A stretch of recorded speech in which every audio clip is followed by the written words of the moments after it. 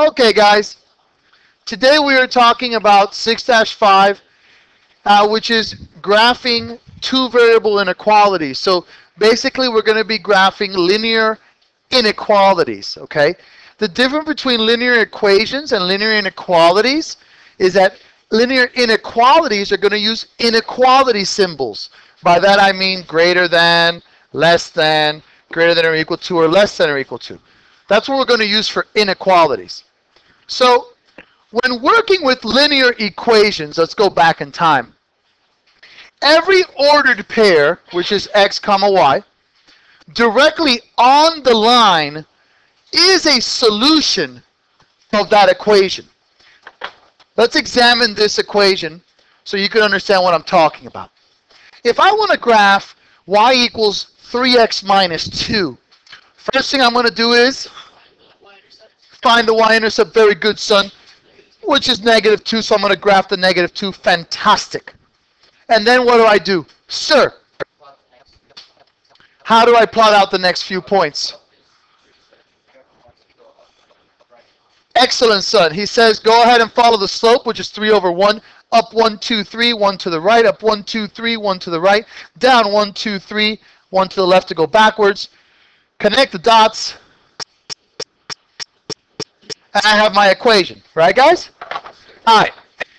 On this equation, though, any point on the line is a solution of that line. I'll prove it. Let's look at this point right here, which is 1, 2, 1, 2, 3, 4. 2, 4. Well, if y is 4, does that equal 3 times 2 minus 2?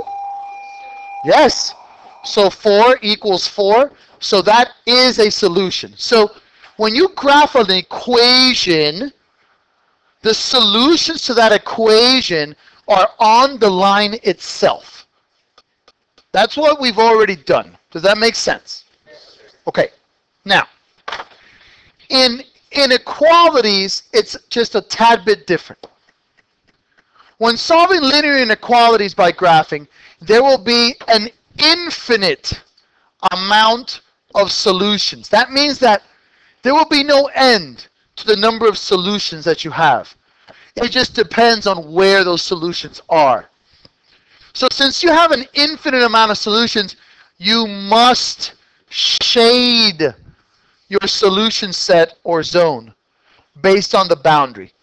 The boundary is the actual line that you are graphing. So let me explain how this works. Okay. Let's look at this one over here, the one that says shade above the line. Okay, on the left here, this guy. All right? We're going to look at this right here. Let's look at this equation. I'm first going to do the red equation in red. Okay? So, y is greater than x. What's the y-intercept here? What's the y-intercept here? Okay, some people are saying 1 and some people are saying 0. Okay, guys, it's y equals mx plus b. What am I adding to that x? So what is the y-intercept? 0. What's my slope? 1 over 1 because it's an invisible one. So up 1 over 1, up 1 over 1, up 1 over 1, down 1 over 1, down 1 over 1. Now, you notice how this is a dashed line? It's a dashed line because it's greater than. Whenever you have greater than or less than, you're going to have a dashed line. So I would dash my line instead of doing a straight line. You with me so far? And now, y is greater than x. You always read from the y. So y is greater than x. In the book, they're going to talk to you about test points and all this stuff. Don't worry about that. Find the y-intercept. If y is greater than, shade above the y-intercept. So how do I shade?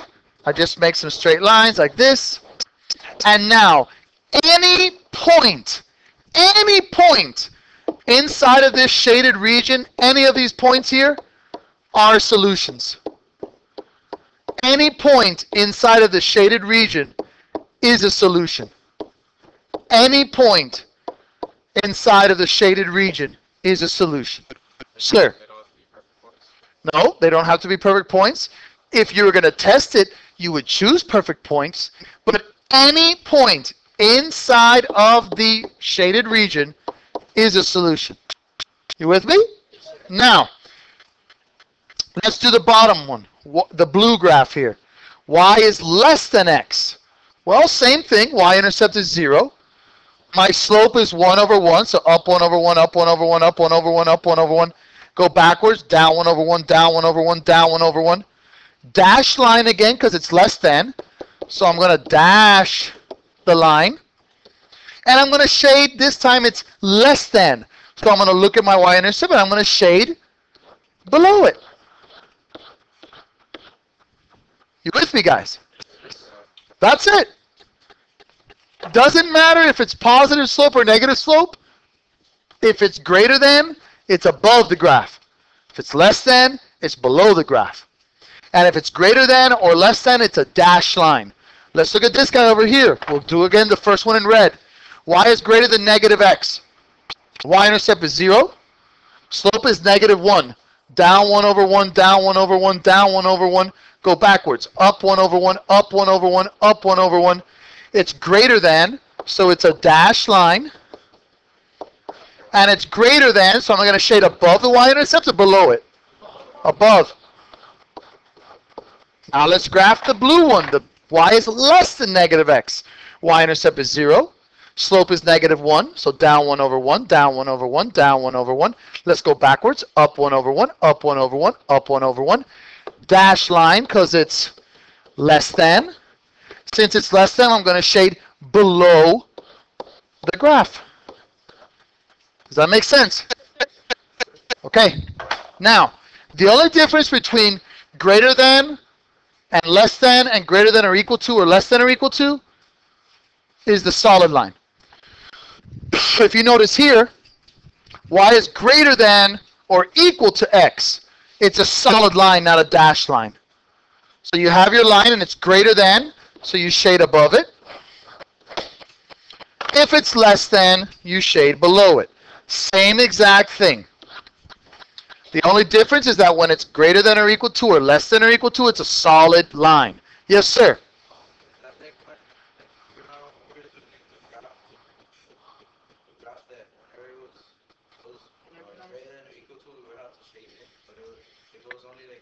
Yes, it's very similar to the shading in on a number line. When I had x is greater than 5, what he was saying is it'd be open circle and to the right, right? Well, open circle in a linear equation is a dashed line. If it was greater than or equal to, it'd be solid, shaded in. Greater than or equal to in a linear inequality is a solid line. You with me, sir? Thank you, sir. Good question. And last but not least, if y is greater than or equal to negative x, there's my graph, solid line because it's greater than or equal to, and I shade above. Y is less than or equal to negative x, there's my line, and I shade below. Do not do this. Please do not do that. If you do that, I will mark it wrong. Draw straight lines like I've been doing, please. And trust me, in the next lesson, you're going to see why. Okay, it's very important, which is tomorrow. So you're going to see why. You with me so far? Yes, sir. Come again? Like, you know how you do the slope is one up and 1 over? No, dude, you're just doing the lines anywhere. Why are you making this complicated? Why are you making this complicated? That doesn't even make sense, Papa. Don't make a mountain out of a molehill. Now, let's go ahead and do an example. What is the graph of y is greater than or equal to 2x minus 3? What's my y-intercept? Negative 3, so good. What's my slope, brother? Up 1, 2 over 1 to the right, up 1, 2 over 1 to the right, up 1, 2 over 1 to the right. Let's go backwards. Down 1, 2 over 1 to the right. Solid or dashed line? Solid because it's greater than or equal to. Do I shade above or below? Above because it's greater than. Done. Sir.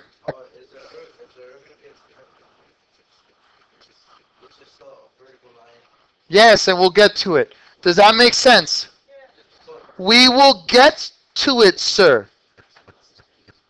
Come again? Good. Good, good, good. Yes, sir.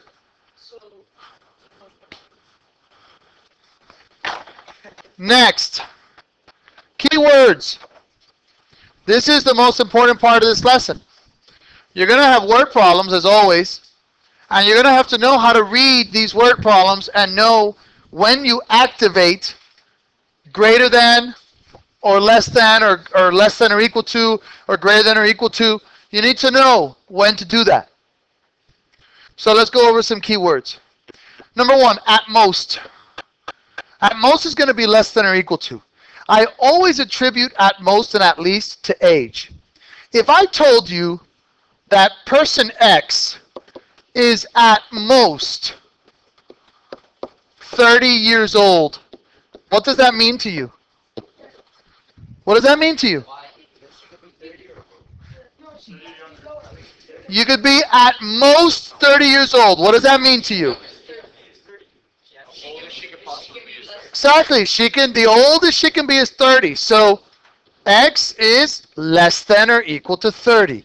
At most, with the is next to it, because remember, what does is mean? So that activates, is at most activates the less than or equal to. Does that make sense? Now, at least, let's look at it in another age situation. If person X is at least 30 years old, what does that mean to you, sir? No. Oh, the youngest she can be, yes. So, in other words, she has to be greater than or equal to 30 years old.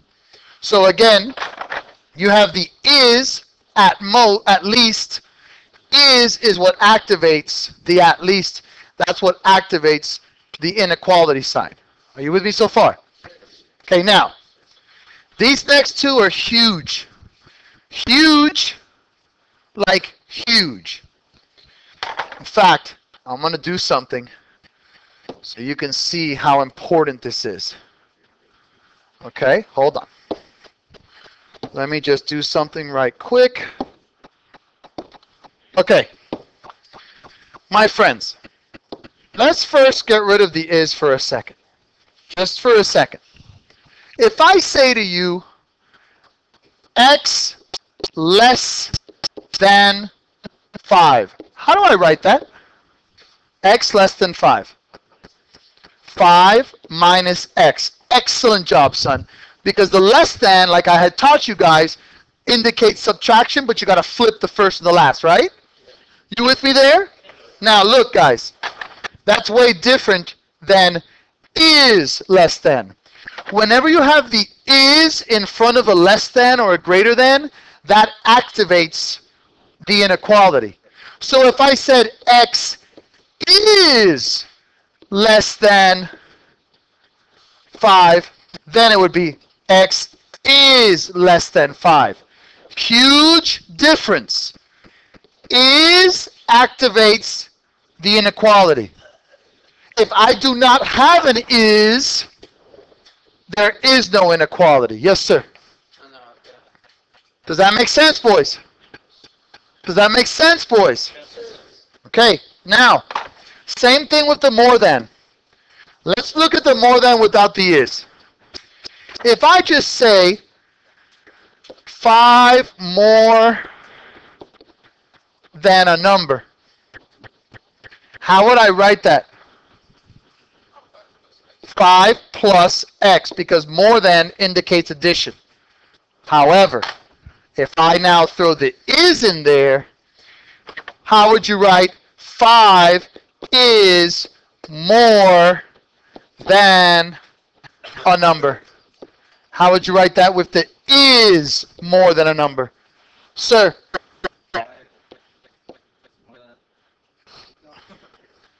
More than represents greater than a number, X or N or whatever. Do you guys see the difference here? You're going to have word problems. And I know the first thing you're going to do is you're going to start reading it and you're going to go, oh, I don't get it. I don't want to hear that. You got to know these key words. What activates the inequality? The is. If there's no is, then it's just adding or subtracting. But if they have an is, you are activating the inequalities. And again, this is less than or equal to. This is greater than or equal to. This is less than. And this is greater than. Are you with me so far, gentlemen? Awesome. Next. How would I find the equation to this graph? How would I find the equation? Yes, sir. You got to write an equation for y equals mx plus b. Yes. How?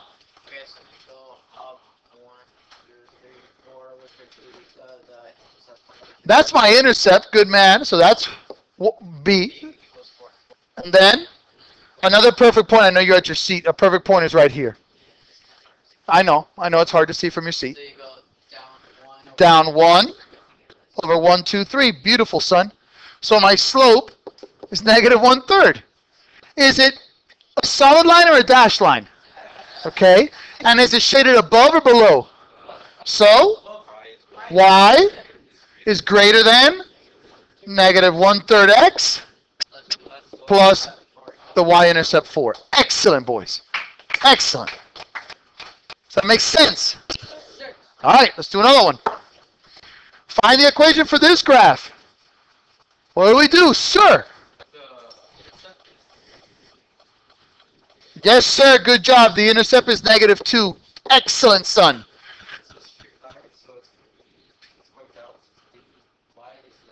Hold on. You got to find your slope, bud. The slope, just so you know, it's right here. It's a little bit off. I'm sorry, guys. But that's my slope. What is that slope? Up 1 over 1. So my slope is up 1 over 1. For those of you that don't know what I'm doing, I'm going from a perfect point to another perfect point. How did I go there? Going from left to right. I went up 1 over 1. Rise over run is my slope. So now, is it a dash or a solid line? And is it above or below? So, you, talk to me. Y is less than? mx plus b. Yes. Why is that so difficult? The m is right there, dude. What's 1 times x? What's 1 times x? X. So why is that so confusing? Not I don't know. Don't give me I don't know because why, but no. Listen to what you say and learn from it, guys. Does that make sense? Does anyone have any questions on that? Okay. Continue. Now, this is what I think my boy was asking a few minutes ago, and I told him to have patience, and here it is. X is greater than negative 2. What kind of a line is an x equals line? Sir? Wrong. Dotted. That makes no sense. Yes. What kind of a line is an x equals? It's a vertical line because it's going through the negative 2 for the x value. So it's going to be dash or solid? So going down the negative 2. Now this time you can't go up or down, but it's greater than. So am I going to go to the right or to the left? Right. To the right. That's my graph. How about y is less than or equal to 3? That's horizontal, going through the y equals 3. It's going to be solid, thank you, son, because it's less than or equal to. And in this case, am I going to shade above it or below it?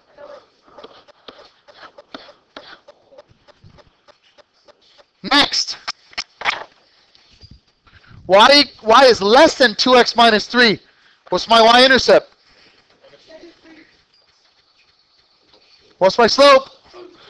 Up 1, 2 over 1. Up 1, 2 over 1. Down 1, 2 over 1. Down 1, 2 over 1. Dash or solid? Dashed.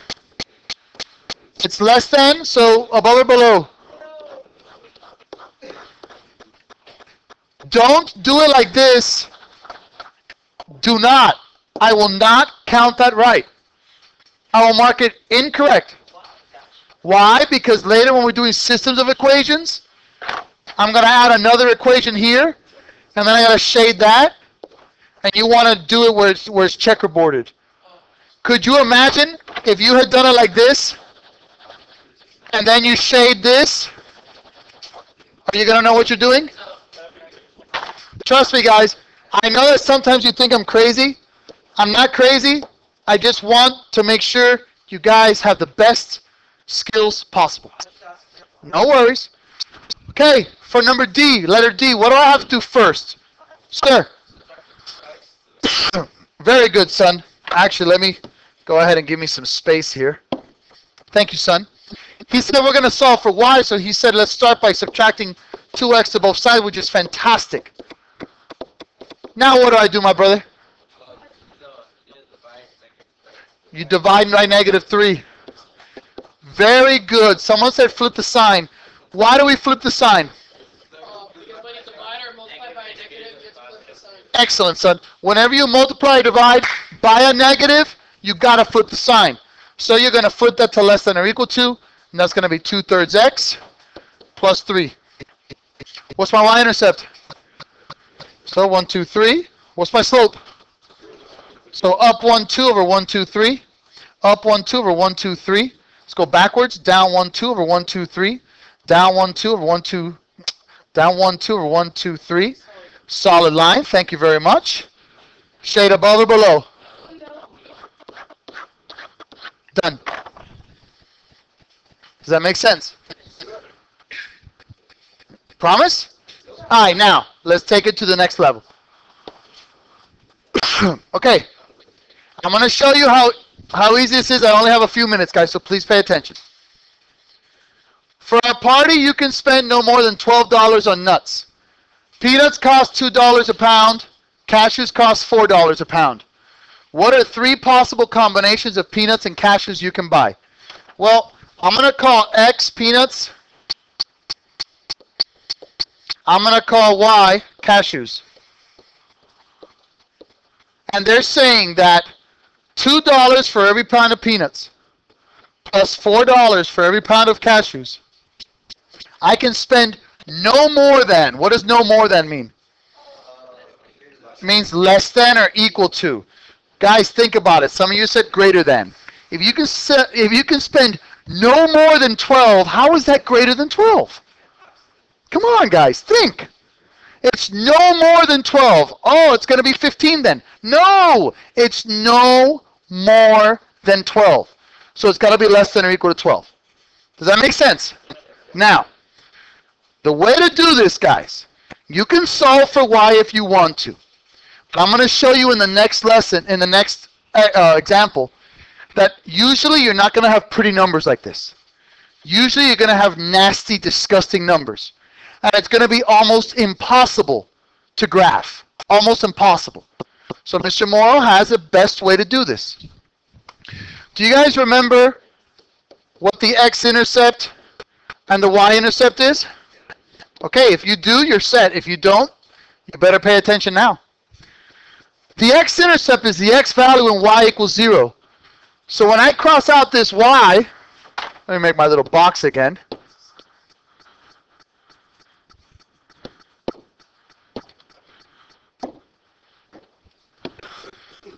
When I want to find my X-intercept, I make Y 0. So what does X equal? Okay, so 6, 0. When I want to find my Y-intercept, I make X 0. So what does Y equal? 0, 3. Now watch, I'm going to blow you away. 1, 2, 3, 4, 5, 6, 0.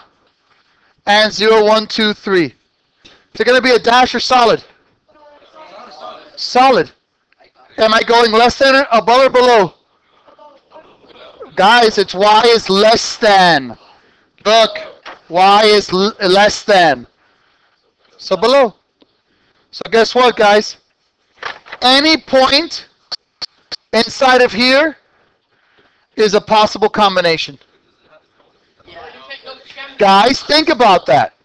You can't go into negatives because there's no such thing as negative items to eat. You cannot have negative money and you cannot have negative food.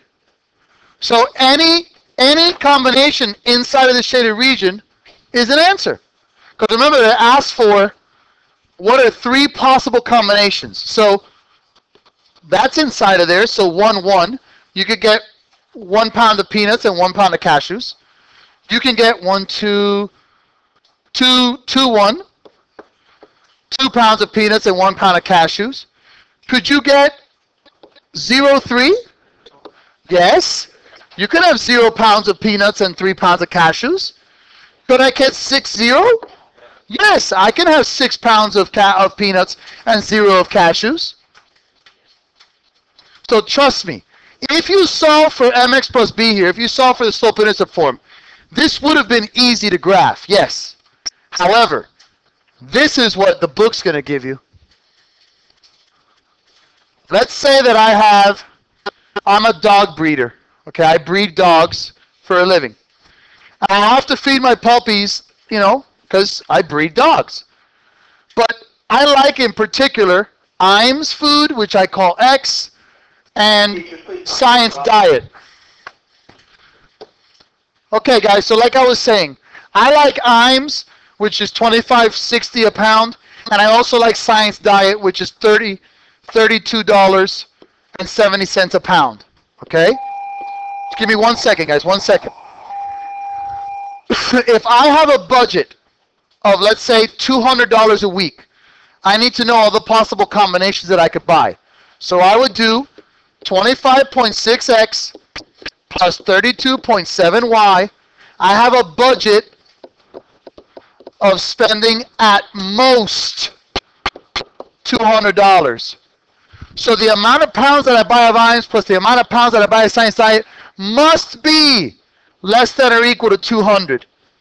You with me? So look, I know we got to go, so I'll just do it in calculator real quick. I got to first find the x-intercept. The x-intercept is the x value when y is 0. So 200 divided by 25.6, that's going to give me 7.8 pounds. For the y-intercept, it's the y value when x is 0. So 200 divided by 32.7 is going to give me 6.1 pounds. Okay, so how do I do this? Okay, my x-intercept is 7.8. 1, 2, 3, 4, 5, 6, 7. You can estimate the 8, that's 7.8. The y-intercept, 1, 2, 3, 4, 5, 6, 6.1 estimated. It's going to be a solid line. I'm shading below. Anything inside of that region is a solution. If you tried to graph this the long way using y equals mx plus b, it would be impossible. Find the x-intercept, find the y-intercept, connect them. God bless you. Have a great day. Thank you. Bye-bye. How you